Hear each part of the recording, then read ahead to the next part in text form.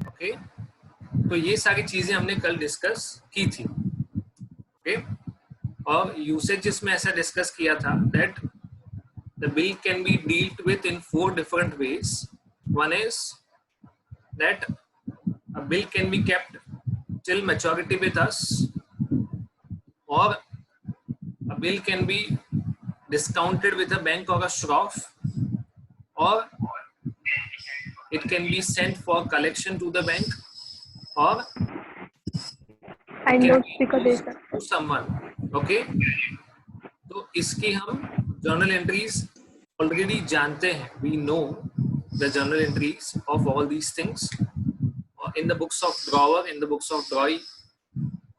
Okay, now they can even ask in the books of endorsee, मतलब हम जिसको bill endorse कर रहे हैं, ओके, उसके बुक्स में भी शायद एंट्रीज पूछ सकते हैं. और इस चैप्टर में ज्यादा फोकस अगर मेरे पॉइंट ऑफ व्यू से देखा जाए तो अकोमोडेशन बिल्स का होगा. I am not saying it's a guaranteed question in the examination, but there are high chances that they will ask accommodation bills or something related to dishonor of the bill. जो basic questions होते हैं bill of exchange के, वो आपने 11th standard में already कर लिए हैं. You have even done dishonour और इंसॉल्वेंसी, वो भी आपने किया हुआ है. Okay, but apart from that accommodation bills के बारे में आपने सिर्फ थ्योरी पढ़ा था. You only learnt somewhat theory in the accommodation bills.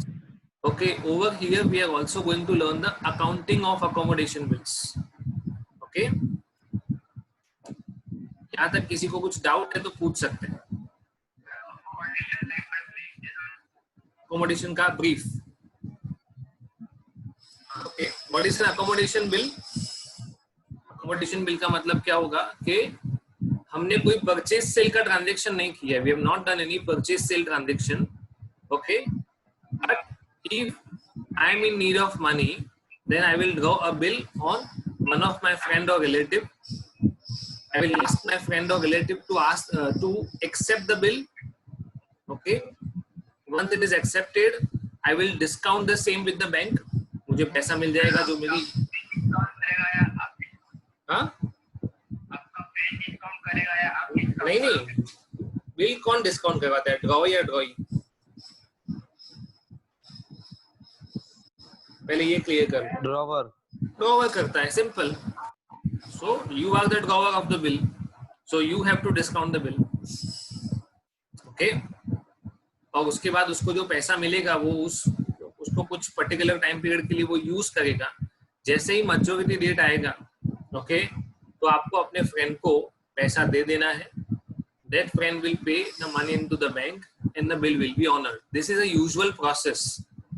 एक इस तरह से होता है accommodation. दूसरा, जब मैं और मेरा फ्रेंड दोनों को पैसों की जरूरत है, both are in need of money, तो उसको कैसे सॉल्व कर सकते हैं कि हम में से कोई भी बिल ड्रॉ करेगा, वो ड्रॉ करेगा तो मैं एक्सेप्ट करूंगा, मैं ड्रॉ करूंगा तो वो एक्सेप्ट करेगा, बट एक ही बिल में दोनों का अमाउंट कवर हो जाएगा. मुझे भी 1 लाख चाहिए, उसको भी 1 लाख चाहिए, then the bill amount would be 2 lakh rupees. उसको डिस्काउंट करवाएंगे, उसका आधा आधा प्रोसीड्स दोनों शेयर करेंगे, और मैच्योरिटी डेट पे जो भी ड्रॉई है, ओके, उसको सारा पैसा मिल जाना चाहिए ताकि वो बैंक में डिपॉजिट कर पाए. We learn the accounting. As of now you just go through the concepts. Okay, और तीसरा पॉसिबल ये वे आउट हो सकता है कि मैं उसके ऊपर बिल ड्रॉ करूं और वो मेरे ऊपर बिल ड्रॉ करे, और हम दोनों के रिस्पेक्टिव नीड सेटिस्फाई हो जाए. Okay, this is how accommodation bill operates. अब यहाँ पे अमाउंट्स अगर सेम होंगी, मैंने बिल ड्रॉ किया 50,000 रुपए का, उसने भी बिल ड्रॉ किया 50,000 रुपए का, तो प्रॉब्लम नहीं है. अगर मैंने ड्रॉ किया 1 लाख का, उसने ड्रॉ किया 1,50,000 रुपए का, देन देयर आर पॉसिबिलिटीज कि हमें पैसे एक्सचेंज करने पड़ेंगे. Okay, otherwise there is no need. Same amount होगा तो कोई जरूरत नहीं. ओके, वो last part of the chapter है. Accommodation bills is the last part of the chapter we can say. Okay, पहले हम जो नॉर्मल सीख के आए हैं, whatever we have done in a normal manner, okay, उसकी जर्नल एंट्रीज को याद करते हैं, ओके, क्योंकि हमने कल कुछ पार्ट ऑलरेडी कवर कर लिया था, ओके। बिल्स ऑफ एक्सचेंज क्या होता है, उसका डेफिनेशन क्या है, इनलैंड बिल क्या होता है, फॉरेन बिल क्या होता है, बिल ऑफ एक्सचेंज दिखता कैसा है, उसको लिखा कैसे जाता है, उसमें स्टैम्प का क्या मीनिंग है, ओके। प्रोमिसरी नोट हमने स्किप कर दिया था, it is just a theory part. Promissory note का यहाँ पे सिर्फ थ्योरी है, इसके एग्जाम्पल्स नहीं है, ओके। देन इसकी जो जर्नल एंट्रीज है वो आज हम सीखने वाले हैं। What are the journal entries to be made in the case of bills of exchange in all the different cases, okay. Term of a bill कैसे पढ़ा जाता है, what is after sight, what is after date, okay, है ना, what is on demand, on presentment, okay.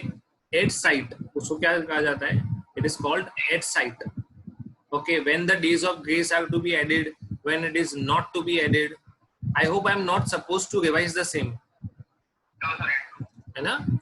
Specific date पे होगा तो number of days add नहीं करना है, आफ्टर सर्टेन मंथ्स और आफ्टर सर्टेन डेज होगा तो we have to add the grace period, okay. अगर वो पब्लिक हॉलीडे हुआ तो प्रीसीडिंग बिजनेस डे, अगर वो इमरजेंसी डिक्लेयर्ड हॉलीडे हुआ तो next business day, okay. These all things we had discussed yesterday only, okay. इसमें ड्यू डेट कैसे कैलकुलेट करना है उसका एक टेबल दिया हुआ है, all these things are done. Noting charges का क्या मीनिंग होता है, we discussed at length, और नोटरी पब्लिक को क्यों इन्वॉल्व करना चाहिए, ओके, उसके बारे में भी हमने कल थ्योरी पढ़ा था, ओके। अब ये सारे टर्म्स है, रिन्यूअल है, रिटायरमेंट है, वो धीरे धीरे आएंगे, it will come gradually, okay. But हमें बेसिक जर्नल एंट्रीज पता होनी चाहिए, we should know basic journal entries in each of the 4 cases, okay. चलो कोशिश करते हैं।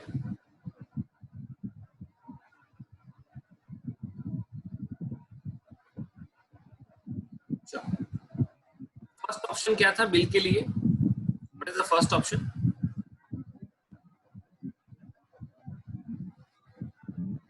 यूसेजेस ऑफ द बिल में 4 ऑप्शन बताए थे ना, क्या कर सकते हैं, मैच्योरिटी, उसको मैच्योरिटी तक अपने पास संभाल के रखना, ओके। उसके पहले क्या एंट्री हुआ होगा, सेल और परचेज का कुछ एंट्री हुआ होगा ना,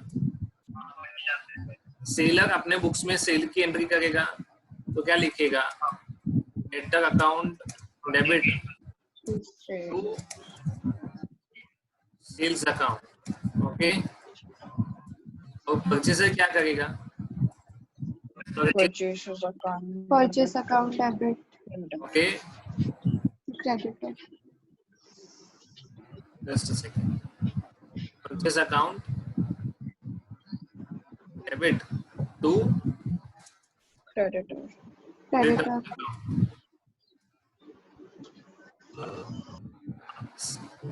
क्रेडिटर ड्रॉज अ बिल, हमने बिल ड्रॉ किया तो हम क्या लिखेंगे, bills receivable account debit to debtor, to debtor, okay.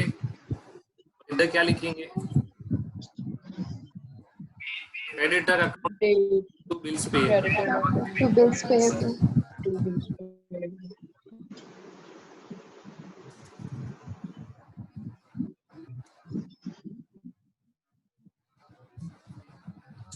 ये तो नॉर्मल एंट्रीज हैं, ये हर एक केस में होंगी, that we know, okay. First option क्या था, to keep the bill till maturity, maturity के दिन हमें पैसा मिलेगा और बिल जाएगा, yes, we'll get the money, bank account debit to bills receivable, to bills receivable account, is it fine? Next charges क्यों आएगा, why so, डिस्काउंट कहाँ करवाया है, bill is kept till maturity, ऐसा तो बोला, हमने रखा है to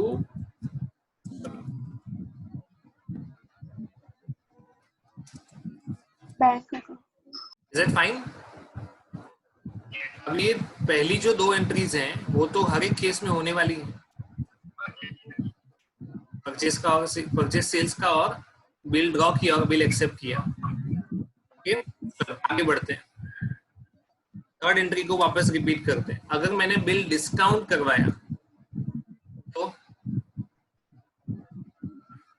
bank debit, bank discount debit, discount debit, discount discount debit account debit to bills receivable. okay, any entry in the books of data, no entry no sir, in the books of, no entry. okay, maturity date पे debtor इसका पैसा पे कर देता है, debtor honours the bill, तो हमारे books में कोई एंट्री नहीं। डेटर के बुक्स में क्या होगा? Same entry, bills payable to bank. So one thing can be clarified from this is कि हम बिल का क्या करते हैं उससे डेटर को कोई मतलब नहीं है। What do we do with the bill, है ना? Debtor is not concerned about that thing. Okay, उसको तो मैच्योरिटी डेट पे पेमेंट करना है, बात खत्म। तो किसकी एंट्रीज में चेंज नहीं आएगा? डेटर के बुक्स में जो एंट्रीज होंगी उसमें चेंज नहीं आएगा। Okay, it will just remain the same. Purchase to creditor, creditor to bills payable to bank. अगर आप इसको नलीफाई करने के पॉइंट ऑफ व्यू से देखो ना, सिंपल। फर्स्ट एंट्री में क्रेडिटर क्रेडिट हुआ, सेकंड में डेबिट हुआ, सेकंड में बिल्स पेबल क्रेडिट हुआ, थर्ड में डेबिट हुआ। तो क्रेडिटर बिल्स पेबल ये दोनों नलीफाई हो गया, बचा क्या? Purchase to bank. हमने गुड्स खरीदा और हमने पैसा पे किया। It is that simple. Okay, आगे बढ़ते हैं। If the bill is endorsed to someone, creditor ने बिल एंडोर्स किया, क्या करेंगे? Endorsee account debit to bills receivable. लिख देता हूँ। बिल इज एंडोर्स्ड, तो क्या लिखेंगे? Endorsee account debit to bills receivable. Okay, any entry in the books of debtor? No entry. चलो, नो एंट्री। अभी यही मान रहे हैं कि बिल डिसऑनर नहीं हो रहा है। These are the basic entries. Okay, चलो, इसके बाद bill is sent for collection.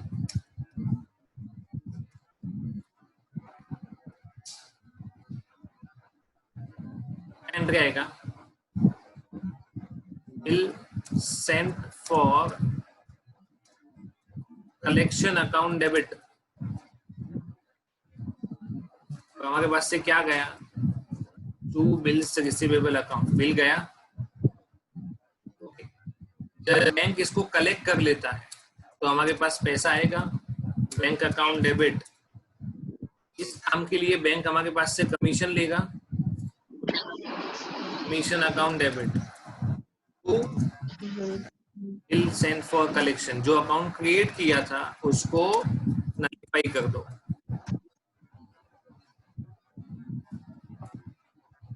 Is it okay? इसमें दो एंट्रीज आएंगे, bill sent for collection to bills receivable and then bank account debit, commission account debit to bill sent for collection. Okay, अब इसमें वो ना, this is the vanilla ice cream. अभी तक जो पड़ा वो क्या था? वेनिला था। अभी इसमें टॉपिंग्स ऐड करेंगे हम लोग, है ना? ये उसको डिसऑनर करेंगे, रिन्यू करेंगे, रिटायर करेंगे, इंसॉल्वेंसी होगा. Okay, these are the different toppings that are added. Okay, is it fine? Yes, sir. अगर बिल हमारे पास ही होता, first option, okay, bill is with us only, हमारे पास था, है ना, टू कीप टिल मैच्योरिटी, उसके बाद वो डिसऑनर होता तो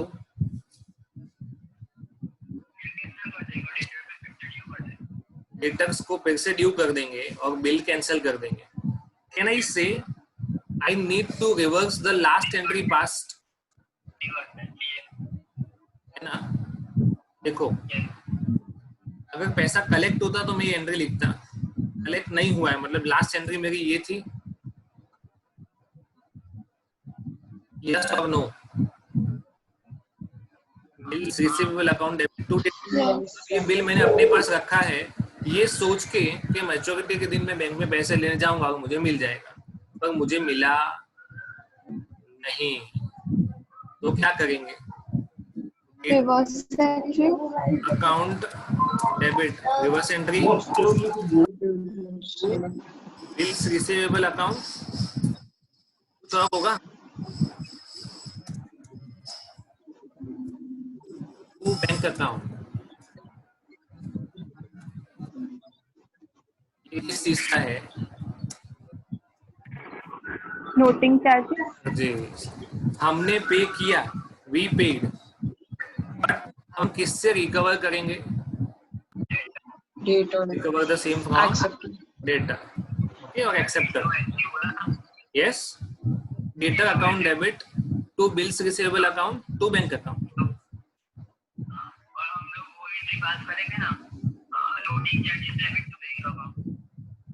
नहीं, वो क्यों करेंगे? वो पे, हम नोटिंग चार्जेस कब डेबिट करते हैं? जब वो हमारा एक्सपेंडिचर होता है. हमने डेटा के अकाउंट में टोटल अमाउंट, मतलब समझो कि मुझे उससे 1 लाख लेना था प्लस 1000 रुपए नोटिंग चार्जेस हुआ, तो टोटल डेबिट कितना करूंगा? 1,01,000. बिल 1 लाख का और noting charges 1000. This is how the entry would be passed. Okay, चलो, in the books of debtor, debtor ने लास्ट एंट्री क्या पास किया होगा? Creditor account debit to bills payable. Okay, अब करेंगे बिल्स पेएबल अकाउंट डेबिट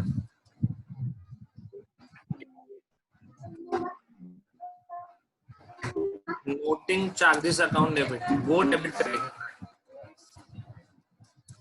तो creditor account हम creditor, payable कर दिया. ओके, यस, मिरर इमेज, ये था टू कीप टिल मैच्योरिटी का. ओके, अभी bill was discounted with the bank, मैंने बिल डिस्काउंट करवाया फिर डिसऑनर हुआ, तो क्या करेंगे? डेटर अकाउंट डेबिट तो होगा ही, वो तो कंफर्म है. Okay, but to bills receivable की जगह टू बैंक आएगा.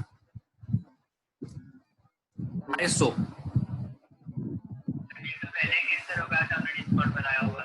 बिल तो पहले कैंसिल हो चुका था, तो बैंक हमें बिल वापस देगा ना.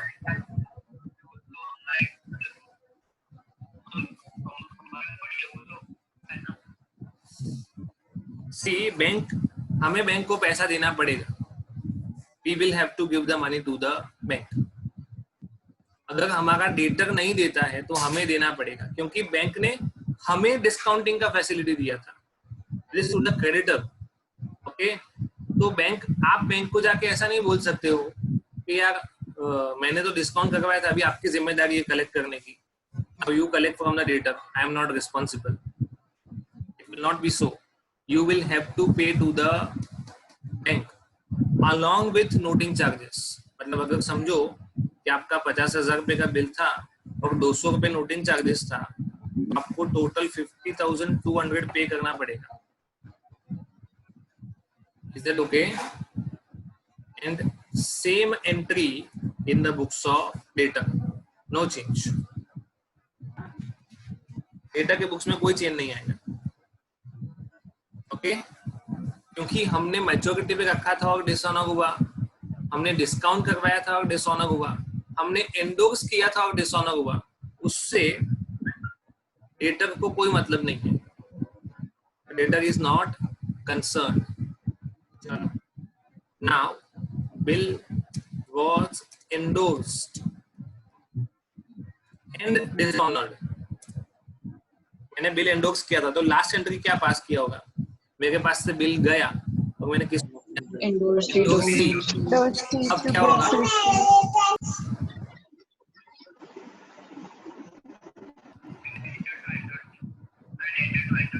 क्या करेंगे? मुझे डेटर हमेशा याद रखने का कि जब भी बिल डिसऑनर होगा ना, मतलब डेटा का अकाउंट को डेबिट कर ही देने का. तो मतलब मैंने एक असेट क्रिएट किया और दूसरा लायबिलिटी. ये मेरे लिए असेट क्रिएट हुआ और ये liability. So I am suppose to collect from my debtor and I am suppose to pay to the endorsee. इधर हम नोटिंग चार्जेस का इफेक्ट नहीं लिखेंगे क्योंकि नोटिंग चार्जेस पे किसने किया होगा? डेटर, क्रेडिटर या एंडोर्सी, किसने पे किया होगा? लास्ट में बिल किसके पास था? Endorsee. एंडोर्सी के पास था. सो ही पे. Endorsee will be the endorsee के बुक्स में क्या होगा वो भी नहीं पूछ रहा हूँ. ओके हम क्रेडिटर और डेटर के बुक्स में पढ़ गए. ओके एंडोर्सी ने पे किया होगा तो हमें एंडोर्सी को पे करना पड़ेगा. 40,000 लेट्स से प्लस 300. और उतना ही पैसा हमें किसके पास से कलेक्ट करना है? Debtor. Okay bill sent for collection and dishonoured. तो लास्ट एंट्री क्या लिखी थी? Bill sent for collection account debit to bills receivable. Okay ऐसा लिखा होगा ना? Bill sent for collection account debit to bills receivable. क्या करेंगे? Please pay attention. Bills receivable account, sorry किसका अकाउंट डेबिट करेंगे? फिर आगे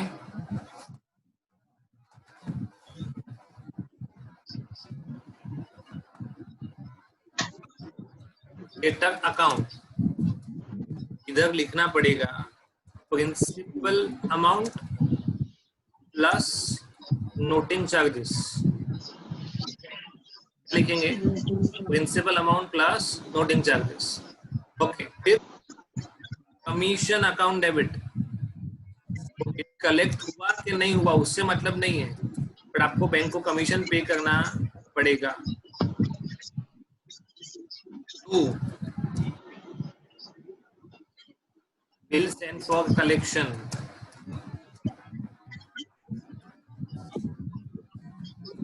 टू बैंक अकाउंट. चलो बैंक अकाउंट में कितना अमाउंट आएगा? Any idea? Noting charges plus commission. हम पे करेंगे ओके दो चार्जेस, एक नोटिंग चार्जेस और दूसरा कमीशन. कमीशन हमारा खुद का एक्सपेंस है, इसके लिए हमने उसको डेबिट कर दिया. नोटिंग चार्जेस हमारा एक्सपेंस नहीं है, हम पे करेंगे बट डेटर के बिहाफ पे. मैंने डेटर में डेबिट कर दिया. So we come to a conclusion कि डेटर के बुक्स में ज्यादा कोई चेंजेस होते नहीं है. ओके अगर ऑनर हो गया तो bills payable to bank, honour नहीं हुआ तो bills payable noting charges to creditor. Simple. Okay जो भी अलग अलग एंट्रीज आने वाली हैं वो कहाँ पे आने वाली है? इन द बुक्स ऑफ क्रेडिटर. यहां तक किसी को डाउट है तो पूछिए.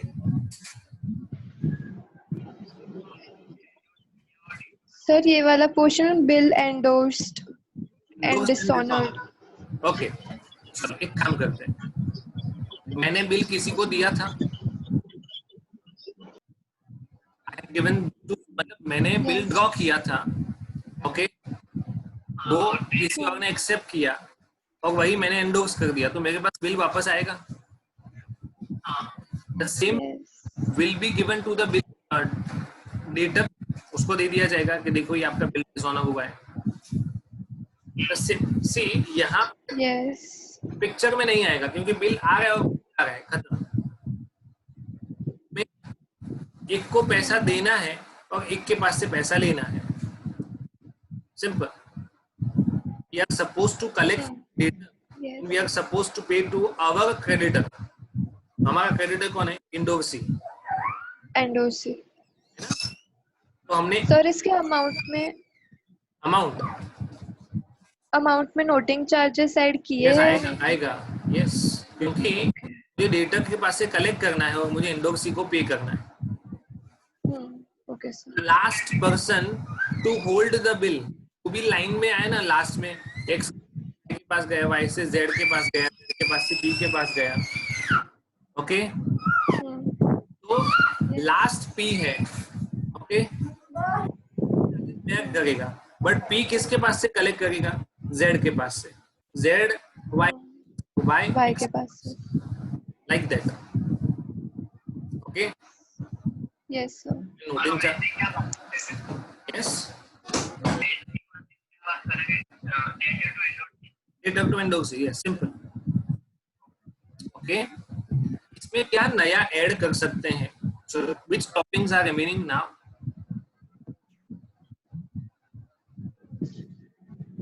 बहुत सारे थे ना। रिन्यूअल ऑफ बिल, चलो रिन्यूअल करते हैं, रिन्यूअल ऑफ बिल करते हैं।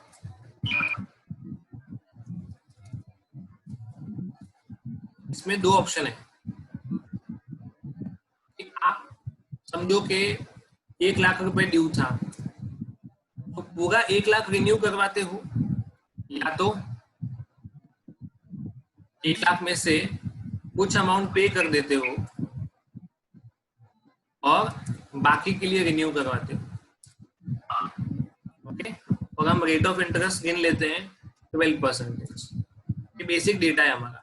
मेन अमाउंट ये है, ओके, 1 लाख रुपए, और उस बिल को हम रिन्यू करने वाले हैं। There are number of possibilities कि हम पूरी अमाउंट को रिन्यू कर सकते हैं, या तो डेटर हमें कुछ पे करेगा डेट ऑफ मैच्योरिटी और बाकी के लिए वो बिल को रिन्यू करने के लिए कहेगा।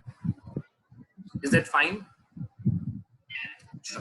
अभी रिन्यूअल ऑफ बिल का नेसेसरी मीनिंग ये होगा, renewal means dishonour equals to dishonour. Renewal हुआ मतलब मुझे डिसऑनर का एंट्री पास करना पड़ेगा, okay. Yes. Bill is keeped till maturity, इसमें ऐसा ही कि बिल मैच्योरिटी तक अपने पास था और उसको डेटर रिन्यू करवाने के लिए आता है। और last entry was bills receivable account debit to debtor, क्या था? Bills receivable account debit to debtor. अभी उसको रिवर्स करते हैं, डेटर अकाउंट डेबिट, इसमें बिल डिसऑनर नहीं हुआ है, तो नोटिंग चार्जेस की बात नहीं आएगी। मतलब एज सच डिसऑनर नहीं, एंट्री डिसऑनर जैसी पास करेंगे, बट बैंक में कलेक्ट होने के लिए गया था और वहां डिसऑनर हुआ, ऐसा नहीं है। पहले जब डिसऑनर की एंट्री लिखेंगे ना तो पूरी अमाउंट से लिखेंगे, ओके। अभी आगे बढ़ते हैं। डेटर हमें 30,000 दे देता है, तो एंट्री लिखेंगे bank account debit to account, okay. उसने कहा कि 70,000 का जो बिल है बाकी का, उसको 2 महीने के लिए एक्सटेंड कर दो। तो हमने कहा ठीक है कर देंगे, बट उसके लिए आपको इंटरेस्ट करना पड़ेगा। मतलब ठीक है, आप बिल के अमाउंट में जोड़ दीजिए उसको, ओके। अब जो नया बिल बनेगा, रिसीवेबल अकाउंट डेबिट, ओके, कितने का बनेगा? 70,000 रुपीज का बिल और 2 महीने का interest, that is 1,400. Okay, to debtor account, just a second, 70,000 interest received, receivable,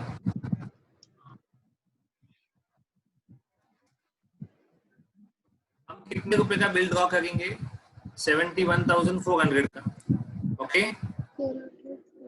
debtor के अमाउंट में कितना बाकी था? 70,000 एंड टू इंटरेस्ट रिसीवेबल, वो हमारी इनकम हो गई. अलग अलग एंट्रीज भी पास कर सकते हैं. If you want to pass two separate entries, that is also possible. पहले इंटरेस्ट का लिखो, फिर बिल का लिखो, है ना? ऐसा पॉसिबल है, but we have made a combined entry. Renewal समझ में आया सब लोगों को? हाँ, यस सर. पूरा बिल रिन्यू होगा तो इधर 1 लाख होगा, 1 लाख के अकॉर्डिंग इंटरेस्ट होगा. ओके, चलो आगे बढ़ते हैं. हाँ बोलो अक्षर.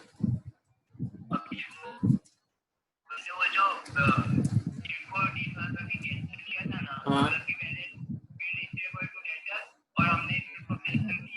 Debtor to bills receivable.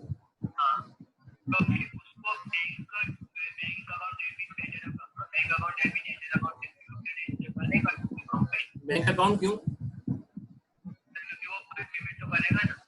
हाँ, वो भी कर सकते हैं, but we have to first of all make the entry of dishonour. वो तो करना ही पड़ेगा. चलेगा चलेगा चलेगा, एनीवे इज फाइन, बट वहां पे सेपरेट की रिक्वायरमेंट थी समझने के लिए, इसके लिए सेपरेट किया है. रिटायरमेंट ऑफ बिल क्या होगा? पैसा आएगा कि जाएगा? आएगा. आएगा. Account debit. ऐसा जल्दी आ गए कि लेट आ गए? जल्दी जल्दी जल्दी. तो क्या देना पड़ेगा? Rebate on bills. Okay, to हमारे पास से क्या जाएगा? बिल्स रिसीवेबल कैंसिल हो जाएगा ना, लाइक दैट. मतलब 10,000 मिलेगा, 1,000 रुपीज का डिस्काउंट, टोटल बिल का 1 है. yes. तो वही चीज को डेटर के बुक्स में लिखेंगे, बिल्स पेएबल टू रिबेट. उसके लिए रिबेट होगा. ओके, क्या लिखेंगे? 1 लाख, फिर 99,000 एंड 1,000. ओके, चलो बढ़ते हैं आगे. इसके बाद इंसॉल्वेंसी होगा और उसके बाद accommodation. Okay, I hope we are clear with the journal entries. यहाँ पे कितना रहेगा नहीं रिन्यूअल में? ओके, यहाँ पे bills payable account debit to creditor,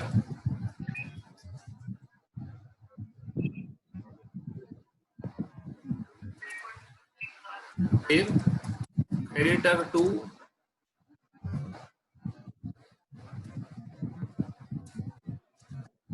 bank account, 30,000 वो पे कर रहे हैं. उसके बाद क्या होगा बोलो? Creditor account debit, interest expense account to bills payable account.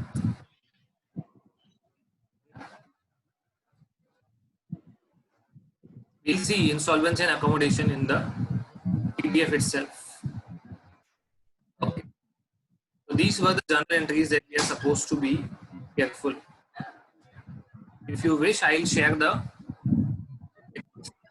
आपके साथ share Yes, करूँगा. sir. Okay.